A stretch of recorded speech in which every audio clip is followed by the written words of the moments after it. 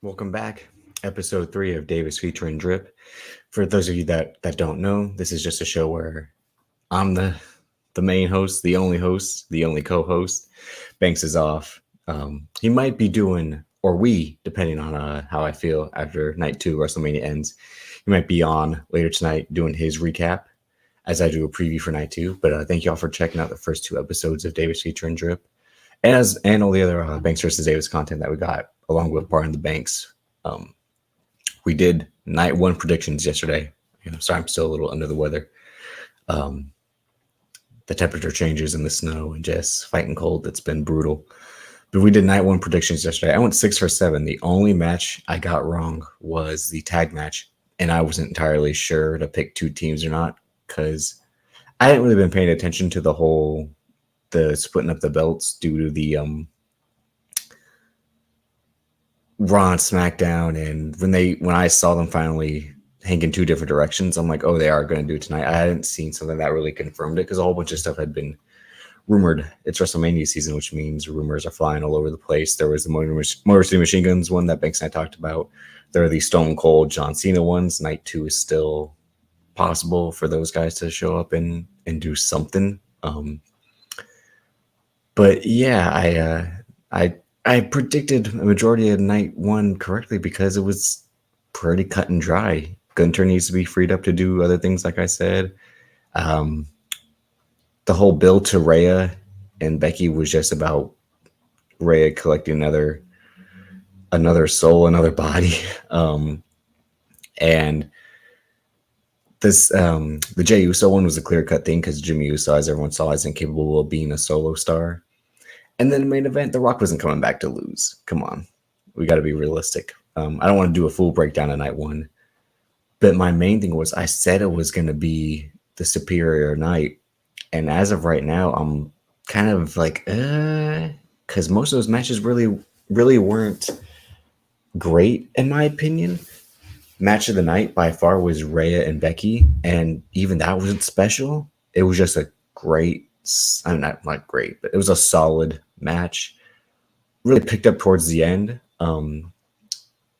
but it wasn't the best matches that they've had at Mania. Rhea and Charlotte last year, Becky and Bianca. I don't know if they should run this back so soon, given there's really kind of no. I mean, they talk about the draft coming up too. That's another rumor that Triple H has been.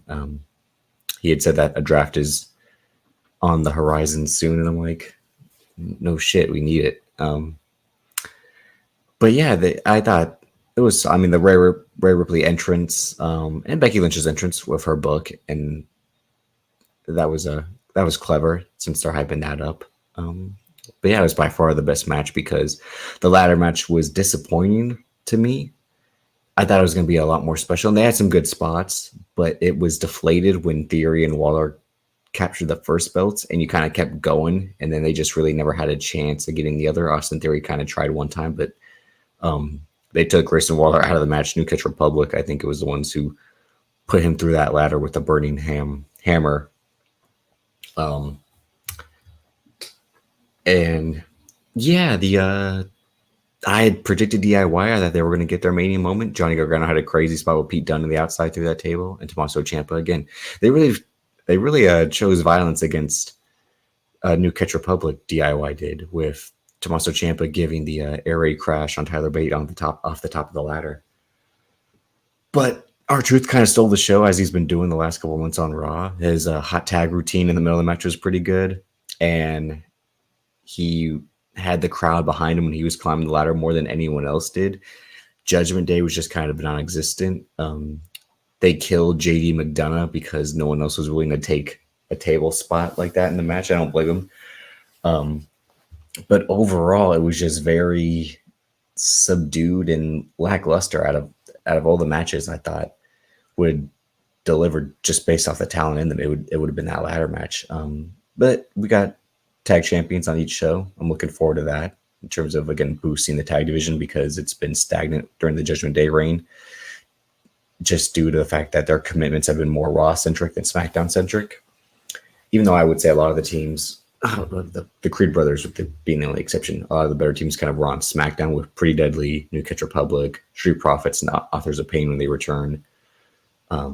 So and now Theory and Waller, I think they're going to be good heels. Banks had mentioned that yesterday because he predicted them. I did as well, but I wasn't locking in on two teams winning just because I hadn't been 100% sure that was a possibility. What else? The Luchador tag match.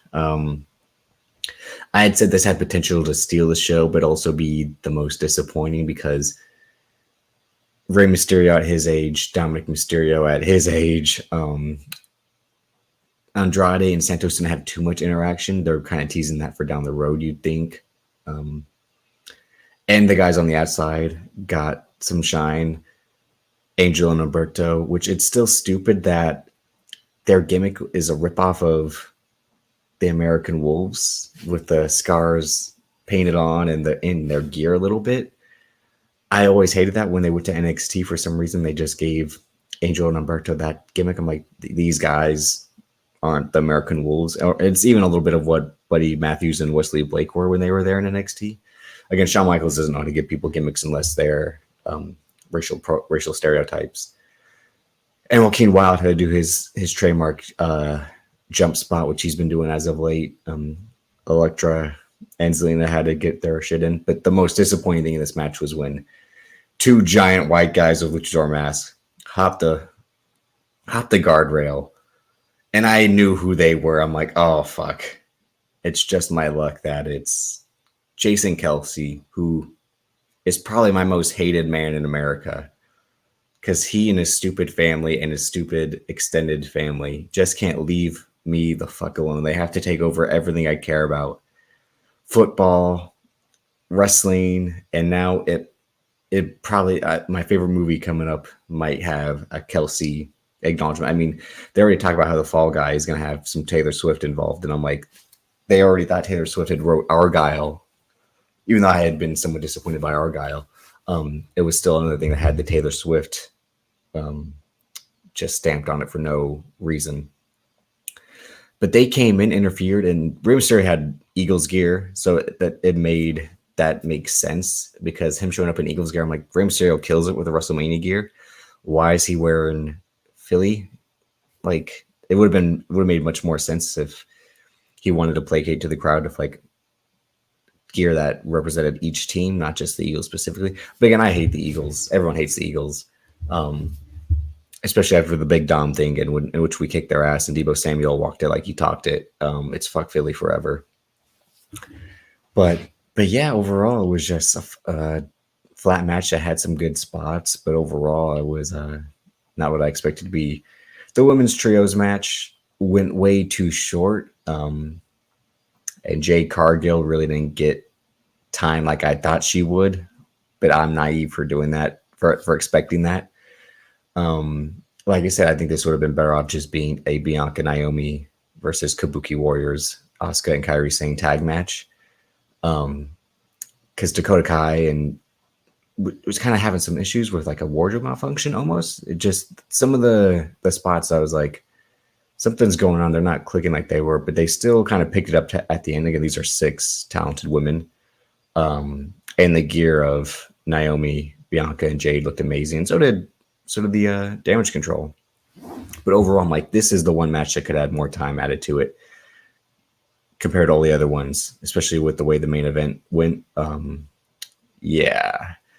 Jimmy and Jay, I'm not gonna spend too much time. It was just like I had said, they're gonna hit the same moves because that's all I have is the same moves, and the element of I'm sorry, let's make up and be brothers game in the middle of the match. I'm like, I mean, the brothers versus brother story in wrestling, it's easy to tell. It's, you know, if you're someone like me who has a brother, you've lived it. But overall, I'm glad it didn't go longer than it did. The Lil Wayne part of it, I just was like, okay, they shoehorn that in on Raw with Jey Uso asking him, and Lil Wayne was just like, yeah. And I'm like, is there, like, I mean, they had Lil Uzi Vert last year, and that really didn't make sense, with the exception of he had the hottest song at the moment.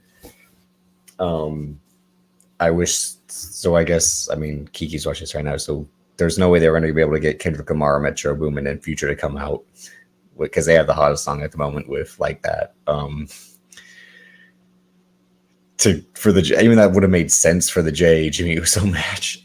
But yeah, that it was just that's the thing. As I'm going through these night one matches, I'm just I'm like that was fine. Cody Dre, that's what we thought about night one. I was almost gonna respond to him, but I'm like it's not blowing me away. It was solid. I thought it was gonna deliver. Sammy and Gunter. So this was the biggest thing. They did the Sami Zayn, Rocky story where like he's making his way through the gorilla position. His son and his wife are there. Kevin Owens is there to cheer him on and hype him up before he parts the curtain. That was good. Again, they've been doing some great work, camera work, as the wrestlers make their way from backstage to the ring and from the ring to the backstage area. And Gunter came out and he kind of had that look of a guy who's like, all right, let's get this over with. Not in a negative way.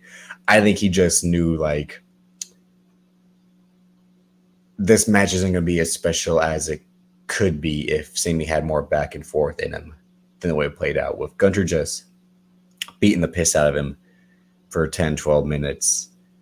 I'm like, we all expect this. It's a Gunter match. I said it's the Kendrick Lamar. Do you all want to see a dead body? Like, that's every Gunter match.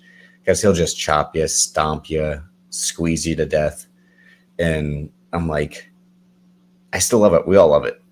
But at some point, these guys fight back, and Sami Zayn had no counters until Gunter was going up top off the top for his third splash, and he's over there spazzing himself back up and shaking. And I'm like, what the fuck's going on? And he knocks his legs off the top rope, and then he hits the El Generico brain buster. And I'm like, holy fuck, he really just did that right now. And the booking of the match from here on out pissed me off because he hits the brain buster off the top rope, which I love to see. Gunter then staggers to the other corner. Sami Zayn hits haluva kick after haluva kick after haluva kick and then pins Gunter. And I'm like, I'm mad a legendary reign like that ended the way it did. But on one hand, it is like that one shot you land on the undefeated fighter and they're staggered and they're like, what the fuck just happened? Like, that's never happened to me before. It's like the, Holly Holm connected on those first few punches before she hit the head kick on Ronda Rousey to end her career in MMA. But it was really just like, oh, that's it. Like, Sami doesn't even get to do a little bit more. His moonsault, his blue thunder bomb, that it just, and Gunter's like on to bigger and better things. And like the only thing that was ever to catch him off guard was a brain bust off the top rope. It's always tricky to make Gunter lose because when he lost in NXT to Ilya Dragunov, it was kind of the same thing in their rematch, not the first one, because he beat the shit out of him in the first one in that war they had. But he almost kind of that same look then, and that match was kind of wrestled a similar way where he was just kind of going through his motions. And I think he's someone who knows that, like, it's when I got to lose, it is what it is because people are going to really care about it when he loses. And Sami Zayn, he had the crowd behind him because everyone's like, oh God, throw the towel, stop the damn match.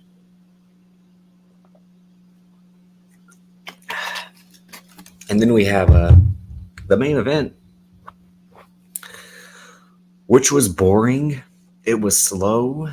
I legit wanted to go to sleep 12 minutes in.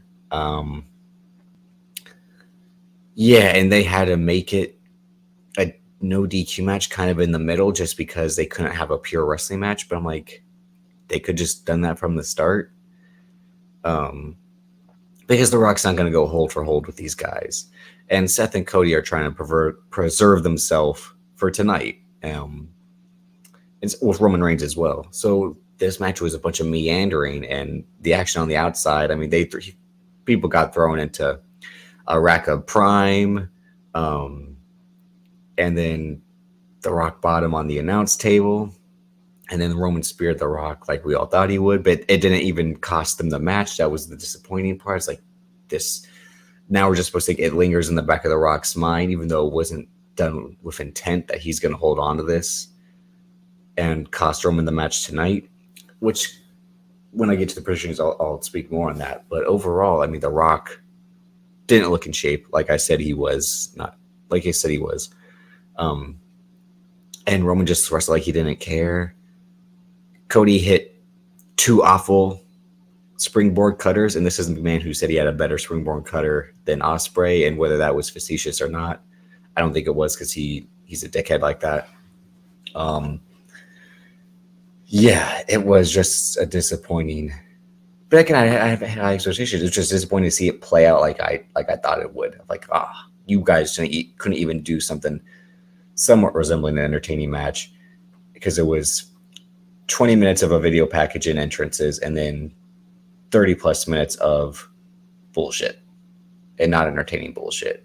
But that was mostly what I thought of night one. NXT, I'm not going to spend too much time on, just because NXT, since the Black and Gold era died, has always been not a sore spot, but just it's not as special to me as it once was. They always have 4 to 5 wrestlers who I like, and most of them were kind of on this card right now. And the tag match didn't play out like I thought it would. I thought Shawn Michaels' boys, Nathan Frazier and Axiom, who wrestle at a breakneck speed like Shawn Michaels did back in the day to show how much more impressive he was compared to everyone else. They lost to the Wolf Dogs of Baron Corbin and Braun Breaker, which confused me, because I'm like, don't you want to get Braun Breaker on SmackDown as soon as possible, given he signed the contract to be a SmackDown superstar? He's already had 2 squash matches. And I thought, again, Frazier and Axiom would get their NXT Shawn Michaels picture, like Triple H gives guys the point back in the guys and girls the point back in the day. I thought they would have their moment, but no. So I don't know who's going to take the titles off the Wolf Dogs. And it was an okay match. It was very clunky, and they tried to work fast, and the big guys tried to work fast to keep up with them. Nothing really clicked, and it was just so. And the ending was just like kind of like, oh, okay. Alba Femi defended the North American Championship against Josh Briggs and Dijak. He retained successfully in a solid match. Everyone kind of had their turn to shine. Josh Briggs' Son of Anarchy gimmick is lame to me, as someone who watched Sons of Anarchy. Him being the man of mayhem and coming out there with the biker chain, the wallet chain on his leather pants. And this is a guy who was already the Baron Corbin 2.0, because he was a balding ex-football player, taller than everyone else when he got to developmental. Even though I know he came from Evolve, and he was basically doing Baron Corbin shit in Evolve with bad tattoos.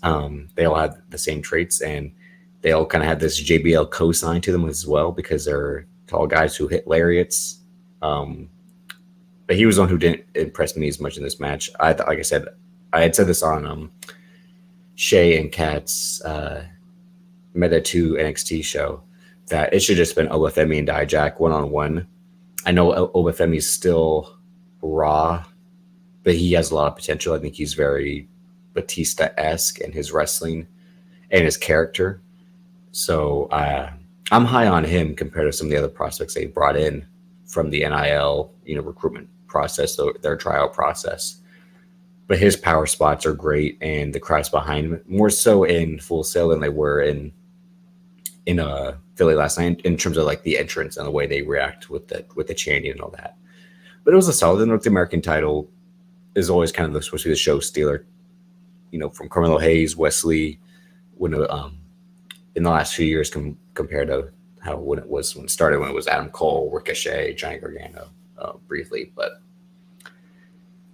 yeah. And then the women's chairs match, I didn't spend too much time, because I don't like anything involving Chase U, so I'm just skipping that. Chase U has always bored me when it comes to NXT.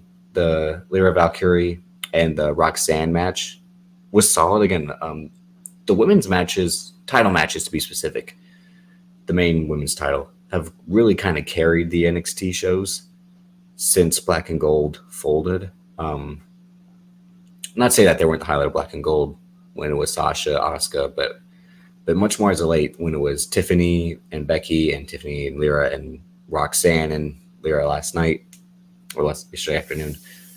They had a nice back and forth match, and for some reason Roxanne hits La Mystica into a crossface like Carmelo Hayes does, and I think it's because Shawn Michaels is telling his students, like his number one students, to hit the same thing. He's booked them both the same ways, where they were They were good guys, bad guys, good guy, bad guys, and they kind of he's not sure what to do with them, like how he was, like the bad guy you want to cheer, the good guy who you want to boo because they're so boring. But Roxanne won, and hopefully she gets a longer, better title reign this time compared to the first run. And the bullshit they pulled last year again with her vacating the title is very Shawn Michaels esque, just to give Indy Hartwell that moment in the ladder match.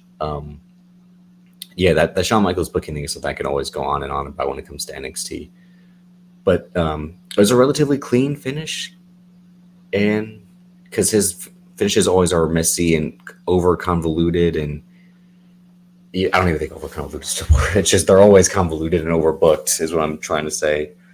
And that's because Shawn Michaels was like that as a wrestler. He didn't want to lose in a way that made him look weak. He wanted to lose in a way that made him look strong, and that someone did something to get the best of him that night, which is when it comes to the Trick Williams Carmelo Hayes match, which I was looking forward to, even though, like I've said, Trick Williams as a wrestler isn't what he can be. Him as a character is what's got him this far, is why he's a superstar in the making. But him in the ring, he's got a long way to go. The potential's there just due to his athletic build and the way he can move. He doesn't move clunky. It's just he's not sure how smooth he can be. I think he should watch tapes of Okada. He should watch 2011 Randy Orton and see what kind of moves he can implement. He already does the flapjack like Okada. That's why I'm saying would be a nice role model for him as how to be as a wrestler, because overall what he's doing with like the boxing aspect of his game, which is kind of like, I'm not watching you wrestle to just throw punches like you're a boxer. If it's an element of your game, but don't make it your whole offense, because all of his offense is strikes. I'm like, you're not even like an MMA striker. That's not your background. I want to see people who are, MMA, background or have a ground game to go with it. And Carmelo Hayes in this match really tried to carry it, and it worked for the first half, not for the back half. Because again, they really didn't go move for move, and the ref bumps, because it was 2 ref bumps. Then that's what pissed me off. Again, it didn't need to be so whack in terms of giving Trick Williams his moment. I know I had skipped the Iliad, Tony D'Angelo, but I'm trying to prove a point here that these guys are in the main event, and it's the first time 2 black men have main evented an NXT show, and this was the story to do it. But let's not act like a great story has main evented an NXT over the title.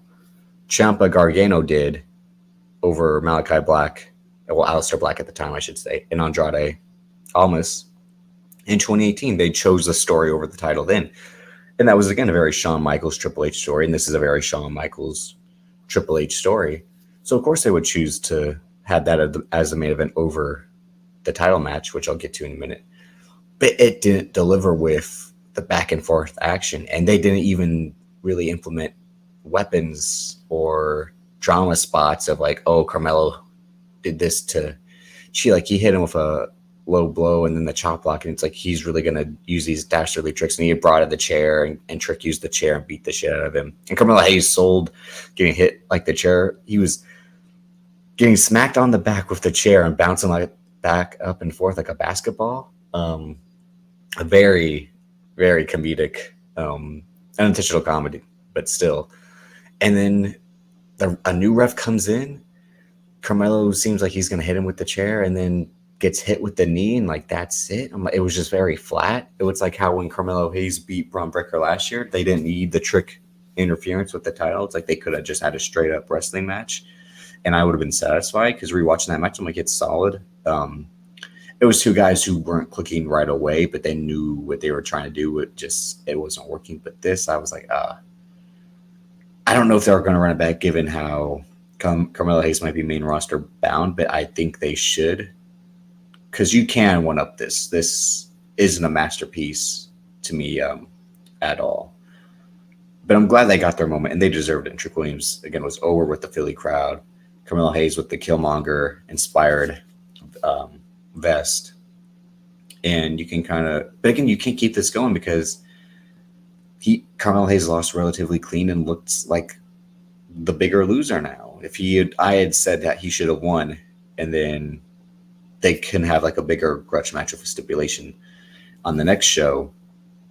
to give Carmella a proper send off, and then Trick can fully be elevated to the top spot on NXT and take the title from Ilya or if the plans for Wesley to take the title off Ilya, I'm all for that too, given how he's stepping foot in the ring again.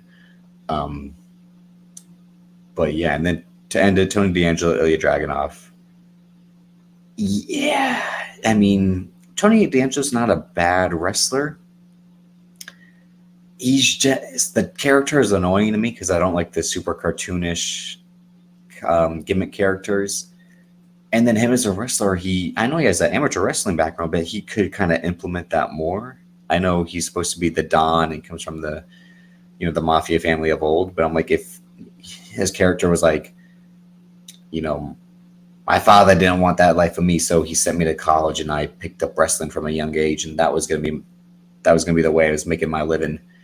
Was gonna go represent my family, my country, the Olympics, and then boom, I have to take over it now, get in the family business, and I'm trying to juggle the two of being a wrestler and a Don instead of just being the Don and a guy who wrestles. It's just all like your character and the gimmick, if you're a cartoony character, has to fit into why you wrestle.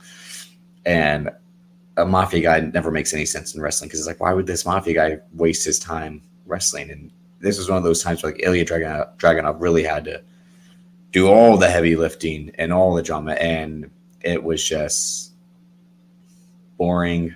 They tried to do the thing where Tony D'Angelo was too honorable to use the brass knucks from Stacks to knock out Ilya, and I'm like, oh great. They're like, Tony D'Angelo's he's the mobster with a heart to cheat. He wants to win or lose the honorable way, and then it was bullshit. But I mean, again, NXT really doesn't do anything great like they did back in the day. They don't even call them takeovers. These shows will just have 1 to 2 matches that would have been the 3rd or 4th best matches on Black and Gold era NXT. I know there was also like the Ty Dillinger, I should say, of the day matches back then. But I mean, still, I'm not gonna spend too much time crying about the good old days of NXT.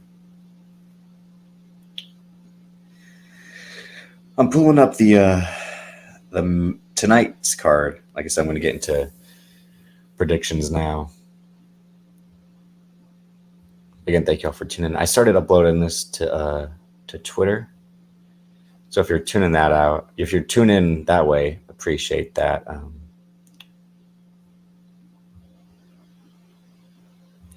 So I'm just going to start with this one because this is the one I'm going to spend the most time talking about. So I said this 2 years ago to Fam and Uncle Rock. I was like, LA Knight's character is The Rock meets Stone Cold. We all know that. And last year he got his run. He got his main roster run. He got a title match against Roman Reigns. And since then, someone I'm trying to have on is Double G of Wrestling Observer. I'm trying to have him on to talk about some wrestling. And he and one of the co-hosts of his podcast, Draven, had talked about it. It seems like LA Knight's being purposely cooled off just due to his lack of TV time or TV time in front of a crowd. He's been doing a lot of backstage segments. Him and AJ Styles did that home invasion segment. And then the last 2 weeks, he was finally in front of the people when he had this guy's attack on AJ Styles. And then this past Friday on Raw when he cut that promo while swallowing on his gum. But this story of LA Knight taking AJ Styles' title match against Roman Reigns, again, is good wrestling storytelling. Like, AJ Styles should be mad at that because he suffered this injury.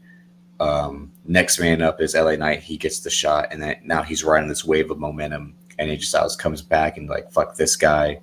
I'm going to show him why it should have been me and take out my frustration. I'm not getting that title match on him. Him costing him the Elimination Chamber was clever when he like flying all the way to Australia when you don't have a match just to cost another dude his match was great booking. But everything they've done since that hasn't made sense. LA Knight beat up a TV with a chair. AJ Styles has just been at home. So LA Knight's like, he won't come here. I'll go home. And they have a horrible home invasion. Like, you can't do home invasion stuff these days because it's just too fake. The way the cops arrested LA Knight and AJ Styles, it was just like, come on, it's not believable. It's like, that's why they can't beat up cops. It's like when Cody Rhodes beat up the NYPD cops that were suspended a few weeks ago. Like, you can't have assaults on police officers in the era of Blue Lives Matter, because that shit doesn't fly, and it's not believable when we know how the police retaliate or don't retaliate, just in terms of how they pop off with no hesitation. So that was dumb. And the disguise was dumb. It's like LA Knight can be anywhere. AJ Styles thought he was one cameraman, and turns out he was wearing this horrible wig. That visual, though, of LA Knight taking off the wig was good. That was the only highlight of this feud. But the main talking point is AJ Styles as a WrestleMania performer. We all think because AJ Styles was Mr. TNA, he had amazing matches in New Japan, and then he got to WWE, and he was having good matches. But as a WrestleMania performer, he never delivers.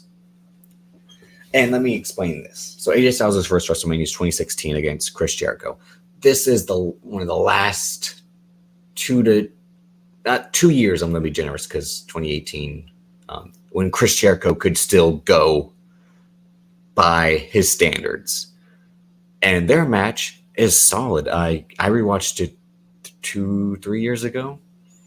The only disappointing thing is, like, every time you watch it, like, oh, they're moving at a slower pace. Not like The Undertaker, Triple H, and WrestleMania 27, 28. But, like, oh, if this match just happened 5 years sooner, this would have been match of the night by far. Because they were still able to do all their high spots, all their signature moves, just not at the speed of WCW, early WWF, TNA, era, their eras when they occurred. That's all it was. It's still a solid match. It's not disappointing, because our whole WrestleMania card was disappointing, with the exception of the women's triple threat match. But that Chris Jericho AJ Styles match is good for what it was. The next year, AJ Styles has the best match on the WrestleMania card, in my opinion. And I've said this before. Him and Shane McMahon, when they opened the show, they had the best match, and everything after that didn't surpass what they did. And that's because Shane McMahon's a hell of a performer, like I always say. And him and AJ Styles just had this chemistry. And yes, Shane McMahon's able to use his, Vince's son aspect to pull off high spots and all that. But he catches AJ Styles 450 with a triangle choke. And it worked. After this is when the legacy of AJ Styles as a weak WrestleMania performer comes in. Him and Shinsuke Nakamura are not able to recapture that Wrestle Kingdom magic. I was going to rewatch that match prior to this weekend, but I didn't get to it. I just do remember at the time it being very disappointing. It wasn't awful. It's just, they didn't even do it. It seemed like they were saving themselves for a rematch. And maybe because those were the days of 7-hour WrestleManias, we were all tired and expecting more. And the match leaves a real bad taste in our mouths because of the Shinsuke Nakamura low blow at the end, in which it sets up his heel turn for the following year. And that's why that match is over so bad. Him and Randy Orton the next year at 35. The whole story was this should be a dream match. Randy Orton of the Ruthless Aggression era, AJ Styles of the face of another company. Now these two are finally going to clash. And the other story element is Randy Orton doing the RKO out of nowhere on someone like AJ Styles. I rewatched this, and it's not bad. Again, it's lazy Randy Orton and AJ Styles who's trying to make something happen. And it has a bad ending just because there's some mess ups and all that. And this was apparently, if I remember that tweet when it happened that night, the match where the lights on the scaffolding holding up the Titantrons were shining at the crowd instead of the ring, so people couldn't literally see this match, even if they were in the farthest seats possible. They couldn't see this match, so it kind of has a bad legacy in that aspect. But it wasn't dog shit. But we're talking about Randy Orton post 2011. Like, his matches are go by the numbers. You're only getting something special if he really cares and he really tries. And he wasn't trying by this, or his standard of trying was 50% of what he normally does. The next year is the Boneyard match against The Undertaker 2020. Horrible. The worst cinematic match we've ever had. If I think The Rock calling Cody Rhodes boy was too much, Undertaker calling AJ Styles boy during this match, you'd go drunk if you had a drinking game for every time he said it. Then they try to use Gallows and Anderson. This match was just to send Mark Calloway off because they were going to do the last ride doc, and then they did his retirement that fall at Survivor Series. But it was just 25 minutes of him punching AJ Styles, who was wearing jeans. And yeah, it was just punch, boy. And the worst thing about their feud, because there was no way they could have had a straight match, but the worst thing about their feud was when The Undertaker said, "Or are you mad because my wife hits her move, the Faith Breaker, better than you?" Because Michelle McCool was back when she wrestled, used the Styles Clash as her finisher. And no one has ever thought Michelle McCool hit a better Styles Clash than AJ Styles. AJ Styles has hit the Styles Clash from the middle rope. He's caught fucking Kota Ibushi and Ricochet out of the air with the Styles Clash. So no one in their right fucking mind has ever thought she's had a better version of the move than him. That pissed me off right away, and that was during the famous promo in which Eve used the ether beat under. That's why I can't stand that promo. Not the ether part, is him saying the Michelle McCool bullshit. WrestleMania 2021, him and Omos against the New Day. And this, during my time in Black Wrestling, I said Omos did good in this match for what he was asked to do. And him and AJ Styles as a team didn't make any sense, but AJ Styles needed something to do. And they were really trying to get behind Omos for the third time because he was the tall ninja during that skit with Akira Tozawa against the Viking Raiders and the Street Profits. And then he was supposed to be the head of Raw Underground. Not the head, like the toughest guy on Raw Underground. And then they tried him as Giant Omos. And we see him now not doing jack shit. He loses in the Under the Giant Memorial Battle Royal. And like I said yesterday with Banks, he's at the WWE tryouts training people because that's who we need to learn from is fucking Omos. But him and Omos beat the New Day for the tag titles and go on to have one of the least memorable reigns of all time. So people can knock AJ Styles for that. And that was a New Day that was not fully declining, but we could see the writing on the wall that the New Day's time was coming up. Pardon me. I talk about myself with this. And then what's 2020? Him and Edge. I rewatched this. AJ Styles and Kiki was there in person seeing this match live. AJ Styles tried everything in his power to make this a good match. And Edge was doing everything in his power to make it as slow and boring as possible. And then there's a part where it seems like AJ Styles injures his arm in the middle of it, and they're trying to work around that. But overall, it's Edge trying to do that slow, plodding, main event style that he thought he was capable of doing, and he wasn't able to. His legacy is high spot stipulation, smoke and mirrors type of match guy. He can have the greatest main event matches when there's stipulations involved. He's Triple H. That's why Triple H was always threatened by him, because they could do the same type of match, except Edge is probably a little bit more entertaining than Triple H's. But as a pure wrestler, Edge was always a step below not just Christian, but everyone else who is kind of linked in that top guy era. Jericho, even John Cena a little bit, but Redacted Wolverine, Guerrero, Mysterio, etc. And there's just so many breaks after one move is done. And this is when Edge is trying to do his heel run. That's the Judgment Day.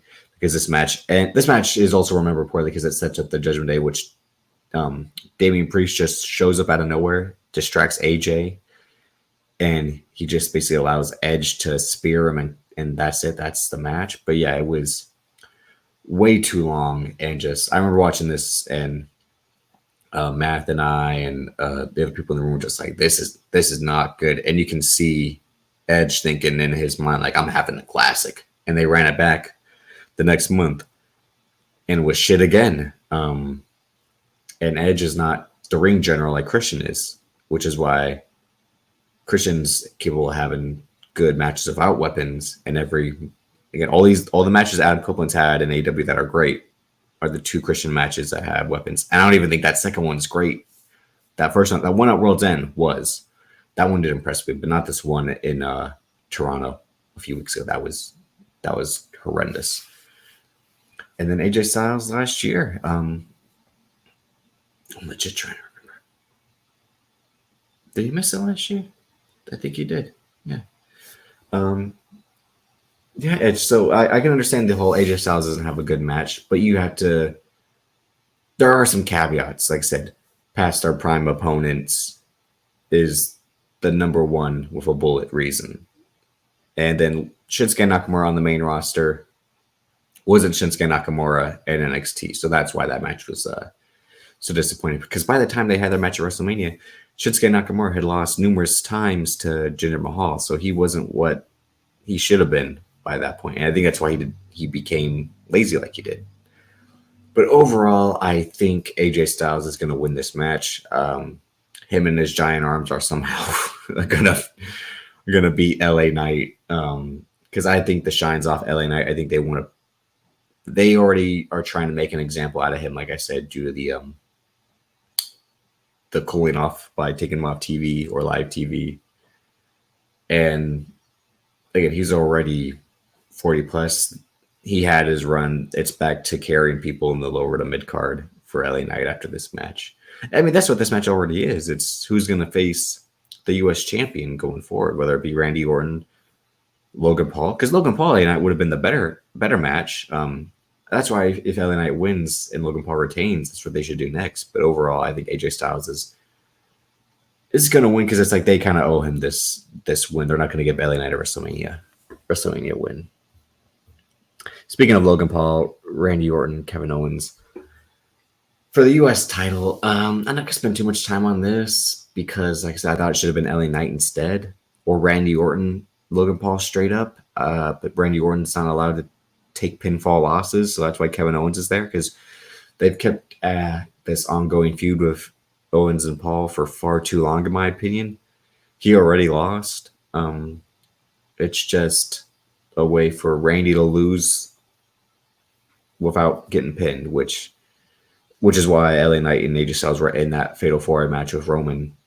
Because again, we didn't even get the proper Randy Orton Roman Reigns match for the title when he was brought back, because they thought, oh, Randy can't take a loss right away. Again, this is bad booking and misuse of wrestlers.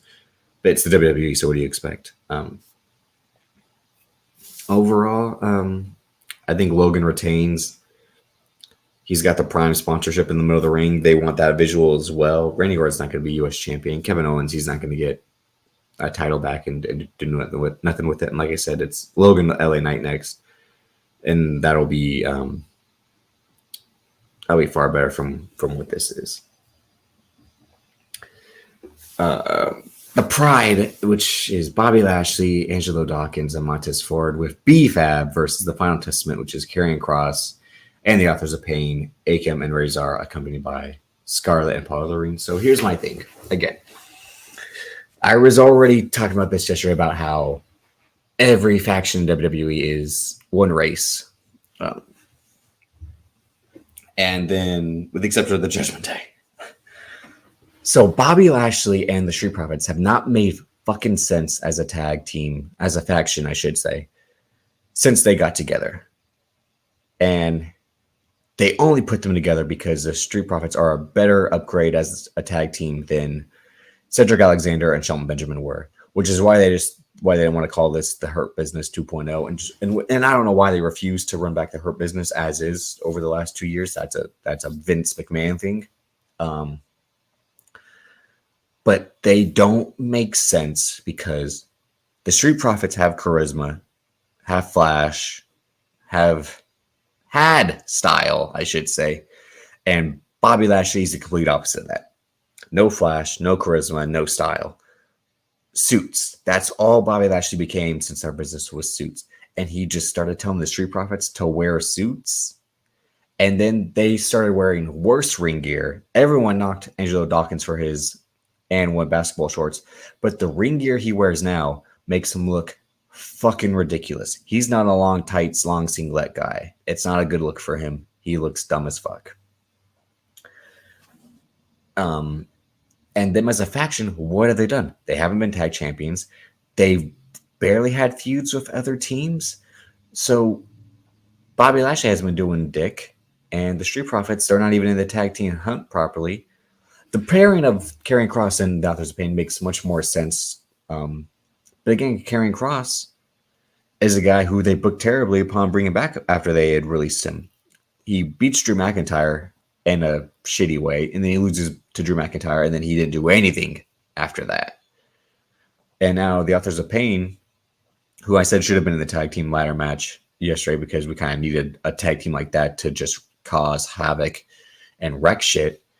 And this match might deliver because it's a Philly street fight, because all the matches that, I mean, Karrion Kross barely gets to wrestle on TV. All his matches are have interference or are short. That match of him and AJ Styles on that Madison Square Garden SmackDown was disappointing because it went 3 minutes, and I'm like, that's why no one can take this guy seriously. He lost. They were feuding with the OC, is what Karrion Kross was doing. Like he doesn't get any time to do anything, and I don't get it, because on paper I'm always like, this is the number one Triple H guy. This is who Triple H would be today. Is this guy? And adding B-Fab to the Pride makes no sense, because I get every faction has to have a female valet, but B-Fab's not a wrestler. She's never been that good of a talker. She worked well in Hit Row because that collective worked well together. That was the whole point of it. But they just don't fit. The whole point of the Pride is they don't fit to me.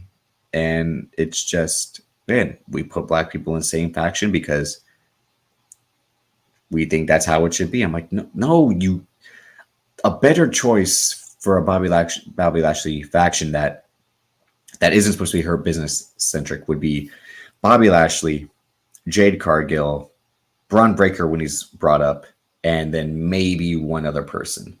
If you're trying to give Bobby Lashley a faction, that's the move to me. Not this. It's the same thing with, like, I'm not trying to cross the streams of AEW, but apparently I haven't gotten to last night's Collision because they aired at fucking 11:30.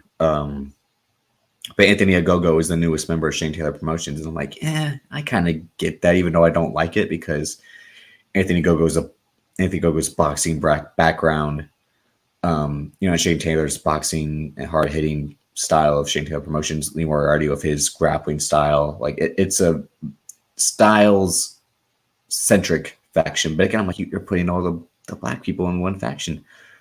What I'm about to say is going to contradict that, because I think Red Velvet would be a good fit as the woman representing Shane Taylor Promotions. But I think you bring in the workhorsemen, JD Drake and Anthony Henry, now that he's going to be re-signed because Tony Khan's a fucking idiot. So the new Shane Taylor Promotions, I know it's supposed to, the goal, the original time, the mission statement was all black.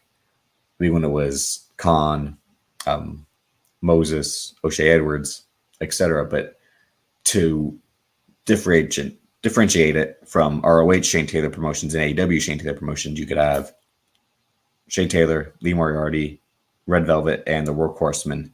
And that's, again, a hard-hitting type of faction that would make sense to me. Again, putting these factions together, I think they just get, like, one race. That's all it's got to be. And what I was saying about the Judgment Day being the Fast and the Furious, like, it's the most diversified faction in wrestling, even though it's two of the same ethnicities, but still. And then what's had our truth as the American representative, the black representative. Dominic Mysterio is American because he's from San Diego, but regardless of the point, the Pride versus the Final Testament. One of my predictions, like this match might surprise me because the Philly street fight, they might be able to go all out, and this could have the most hard hitting action that the ladder match lacked. I feel the Pride are going to get the win and send the people home happy on that part. And again, they've just booked Karrion Kross like a loser since he's been brought to the main roster. I don't see that changing at WrestleMania. All right, we got Io Sky and Bailey. Okay, for the women's title. The whole point of this story is Bailey's been the one who's Bailey's the heel, if we're being honest. She's just mad that the faction she created turned their back on her. But literally, Bailey created this faction to beat Bianca Belair, and she failed to do that time again. She failed to do it. And it took Io Sky in Money in the Bank briefcase to dethrone Bianca Belair. And Bailey's upset about that. So that's why Bailey's the heel in the story. And she's mad that the Japanese women are more clicked up with Bailey than she is. I mean, with Io than she is. So to me, like, it's flawed storytelling. It's that, when you look at one story a certain way, like when you look at Karate Kid from a different lens, it's like, Daniel LaRusso's the bad guy. I'm wrapping it up. Don't worry. It's like Daniel LaRusso's the bad guy when you actually look at the Karate Kid. And Cobra Kai showed us that. I'm like, yeah, you know what? That kind of does make sense when you think about it. And that's what the story is to me. It's like you created a faction to get the women's title, and you were never capable of getting the women's title. So when someone else in the faction gets the women's title, and they start saying, like, we don't need this woman. Again, she could have done the brave thing and gone after Rhea Ripley, and then they have all the gold. But no, she was selfish and went after her own member because she's like, now is my time, because I was never able to defeat the woman that she beat. But yeah, I mean, everyone's saying that this should have main evented night one. Here's the thing, and I briefly talked about this with the Trick Williams Carmelo Hayes thing. The story they deem worthy is what main events, or whoever is the biggest star by their metric is going to get the main event. Again, Roman Reigns, Undertaker should not have main evented in Orlando, but it did because it was supposed to be the Undertaker's last match, and then psych, it wasn't. Roman Reigns, Brock Lesnar 2 shouldn't have main evented the next year in Orlando, in New Orleans, but it did. It shouldn't have main evented because if Roman Reigns isn't going to beat Brock Lesnar, then they don't have it in the main event. And it's just a matter of the main event spot, like I said. It caps off a night in which everyone's already tired by the time the show starts, or cold if you're in the crowd. So they're probably going to be able to get more time and more shine by this not being in a main event, and more respect, because that was the one thing about the Becky Lynch, Ronda Rousey, Charlotte matches. By the time they got to that match, we had sat through 5 hours of wrestling, and when the match ended, I'm like, I'm glad the show's over. I wasn't even surprised or caring that Becky Lynch walked out with both belts. And plus, the Kofi Mania in the middle of it was just like, you can end the show now. Kofi Mania was successful. He beat Daniel Bryan. But yeah, should they have had the main event over The Rock? Like I said, The Rock's not coming back to not one main event and not two win. Come on. He came back in 2012, and apparently the story is apparently on that day they didn't know the finish until he said, "I'll come back next year and do the job for Cena." So everyone was kind of thinking like, "Oh, we knew he was going to win. We just didn't know for sure." And of course, he's going to get the main event over the CM Punk Chris Jericho story, which is what I'm saying. Like the title main eventing. Like Tony Khan always says, that's what I'm pissed off about Tony Khan and his bullshit. When Tony Khan says, the title will always main event in AEW until MJF has the title. Or in terms of the first fucking pay-per-view they have on TV, once TV started with Full Gear, in which Kenny Omega and Jon Moxley main evented, but that's due to the unsanctioned rule, the lights out rule. But still, regardless of my point is, you're already saying the title's always going to main event until we have a champion or a championship match that's not worthy of being in the main event. You can't create rules just to break them. But is Bayley going to get her moment over Io? Since Becky didn't win last night, this one's the toughest one to predict, to be honest. I want to say Io's going to retain. Dang it, she really hasn't done shit as champion. Like, I said this yesterday, all their champions haven't done anything. It's the worst era to be a champion in WWE because you don't do anything. And with the draft coming up and Charlotte Flair,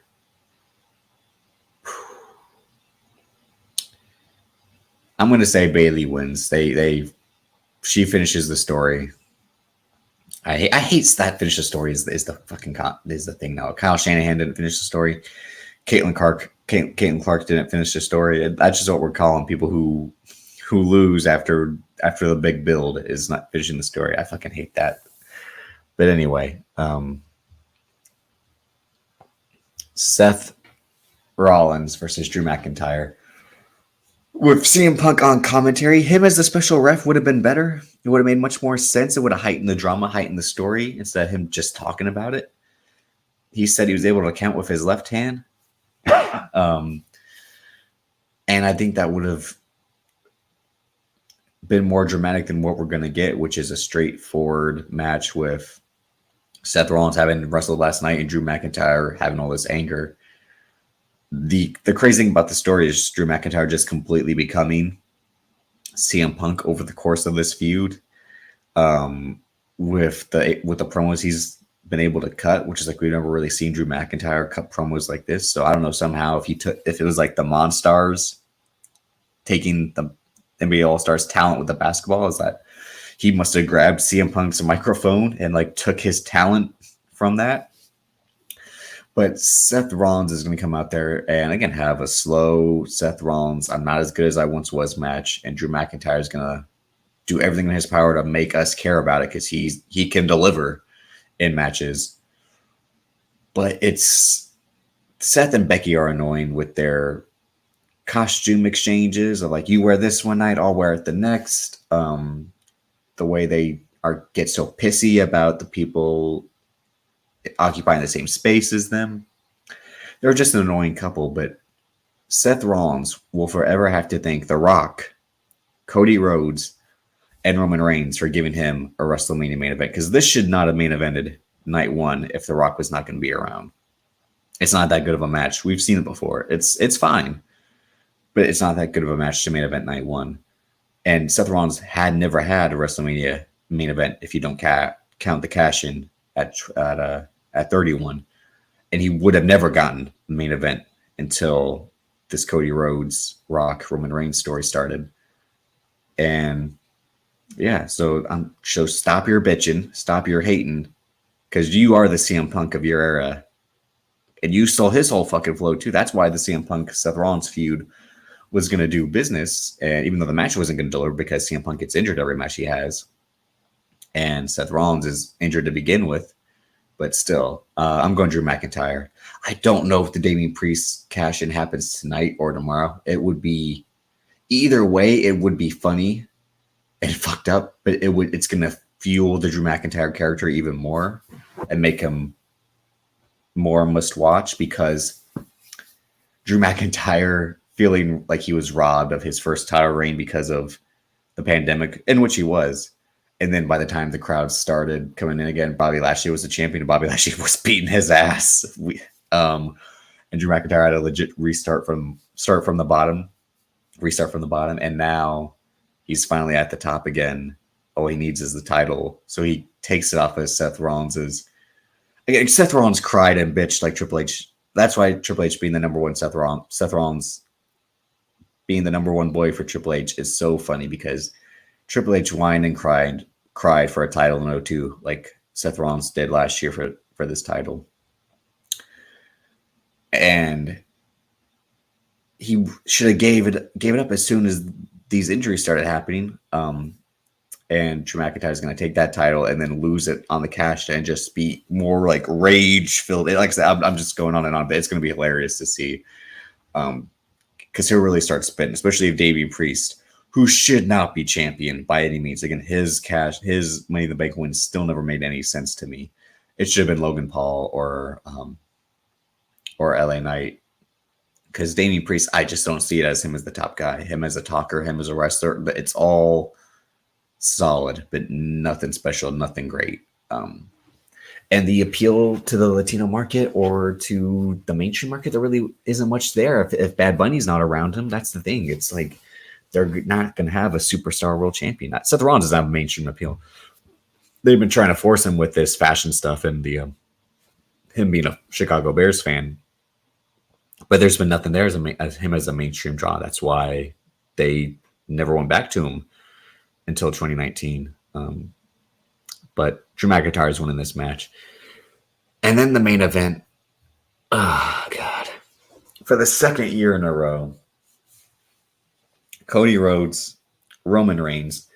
Bloodline rules, though, because of last night's win for The Rock and Roman Reigns. And we are going to see a whole bunch of shenanigans, and it's going to be infuriating. Cody Rhodes is going to get whipped again with a weight belt and cry and do his, like, please help me. And whether he gets help. So the rumor as of today is that Jacob Fatu is saying he's signed to WWE.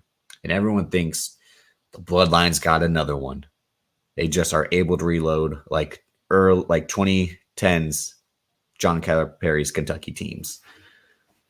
My creative decision is that Jacob Fatu helps Cody Rhodes wins this match because Jacob Fatu is the black sheep, the outcast of the Fatu Anoa'i family.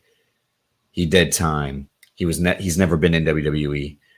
He struggled on the indies until he became the king of MLW. And he's now in WWE to end Roman Reigns' legendary run and then take everything that the Bloodline stands for because he never got the piece of it. That's the story that would make sense if the Jacob Fatu thing is true in terms of him being a member of the WWE roster. And if that's how you want to introduce him right off the bat, even though people are going to be like, who, a majority of them, but still, that's how you introduce Jacob Fatu, by having him help Cody Rhodes win. Because even regardless, Cody Rhodes has to win this match because you can't make him lose 2 years in a row again. You can't make him Kyle Shanahan. You can't make him Caitlin Clark because then you can never take him seriously with the finish my story, my daddy, the bullshit that he's been spewing the last year. If it didn't happen last year when it made the most sense in terms of how hot shotted it was, again, I was saying it all on BRP at the start of the year last year. The injury saved him. It saved him from a year of people being, are we sure about Cody Rhodes? Because him getting injured was like, damn, we won't see this guy for how many months? Shows up at the Rumble, wins it in a storybook fashion against the man who started the Rumble in Gunther. And he gets to call his shot. I'm going to win the title. My daddy never won. I'm going to do it. And then, boom. Nope. You show up on the big stage and you lose. It's wrestling. You can change the endings. It's you can make someone a winner. You can make someone a loser. That's the storytelling aspect of it. And that's why him losing last night made sense. He's able to recreate the same moment of him sitting there like a loser and like contemplate like, damn, it's happened again and it's going to keep happening. So he'll win tonight and the crowd will keep it going because the crowd that's cheering him was the crowd that was booing him in AEW. Because every time they tuned into AEW and saw him, they're like, what a loser this guy is. What a selfish prick this guy is. Because look at the angles he was booking. He was booking his own half-ass retirement. He was booking his own half-ass injury return. People don't remember because people weren't paying attention to Pandemic AEW. I was watching it and I was like, I'm not as strong on it as I was when the post-pandemic era, aka the CM Punk era, started. Because a lot of the pandemic era was Cody Rhodes and his bullshit, his TNT Championship Open against all the black wrestlers during the BML movement post George Floyd. And he loses to Brody Lee and gets to come back, dyed his hair jet black, has the dog collar match like his daddy would, gets the title back. And then, yeah, again, he left his boots after losing to Malachi Black, and then Arn Anderson had to bring him back and show him the eye of the tiger. It's like, why is this guy doing this? He's sabotaging his own career. He's making us hate him. And the people that are the Cody crybabies are the people who are like, ha ha ha, look how seriously that guy takes himself every time they saw AEW. And them being the number one fan club for Cody Rhodes once he came over is always hilarious. I mean, it's the same thing with Jade Cargill. People saying that Jade Cargill is the star, is the future of the women's division. But on AEW it was, oh, she's green, she needs years to develop, blah, blah, blah. But it's stupid to go through with the Cody Rhodes thing like they did. I don't know what they were thinking booking the Rumble. It still baffles me to this day. It's 3 months later, and I'm like, why did they let him win? If they knew The Rock was coming back to wrestle Roman, they didn't have to make Cody Rhodes win, because the real story is Cody Rhodes going after Seth. Seth has the title. Seth is the guy that injured him. That's a story in wrestling. Instead, they buddy. They teamed up. That didn't make any sense. The whole let's bury the hatchet. I'll be your shield. We can end the bloodline. Roman Reigns has fucked me over like he's fucked you over. It's like, motherfucker, I missed time because of you. And just because it's not the same belt that Dusty had, that's all it is. There's the Seth Rollins is the man he is because Dusty, the legendary image of Dusty Rhodes and Triple H in the NXT title. Like, they created NXT because of Dusty. It's just, and then Roman Reigns is going to go back to being PTO Roman, and we'll see. But yeah, Cody Rhodes is winning this match, and that's my final prediction. Will night 2 be just as flat as night 1, or will it surpass it? I don't think it can be worse, but I wouldn't be surprised if it's not spectacular. It's tough to say what's a spectacular pay-per-view every day, these days. The WWE diehards go on Twitter and say every pay-per-view is better than the last pay-per-view, which is fucking astounding to me. But they're dick riding crazy, like Bobo said, when it comes to WWE product. But thank y'all for tuning in. Banks, like I said, might be doing a post show depending on how it goes. I don't know if I'll be able to join or not because gotta get up early for work. But enjoy WrestleMania. Thank y'all for tuning in. Like, subscribe, share. If you watch us on Twitter, follow me at Davis, aka Drip. Banks versus Davis, we go live. Sometimes we'll go pre-recorded, so that's why you got to turn those notifications on so you don't miss out on future episodes. And we'll be back. This is Davis Feature Drip. I don't have an intro in Davis Feature and Drip. I talk way too fast sometimes. I'm sorry. I'm trying to wrap this up, but I don't have an intro and outro yet. I only have the logo. But appreciate y'all tuning in. See y'all next time.